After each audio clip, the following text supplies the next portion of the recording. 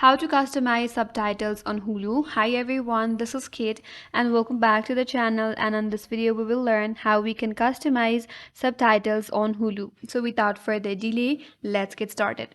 For that, first of all, you have to sign into hulu.com. After that, scroll through it and search for the show that you would like to watch and then click and open it up. Once you're on the details page of the show, now you can start playing the show. So once you're on this kind of interface, while you're playing your show, navigate to the bottom right, then you have to click on the settings icon. Once you click on it, now to change the subtitles, you have to click on the arrow-like icon next to subtitles. After that, you have to select your language that you want to change into. Now if you want to customize the text, you have to head over to the settings option just below that. After that, you will see this kind of interface where you can change the color of the text. You can also change the font and also the font size.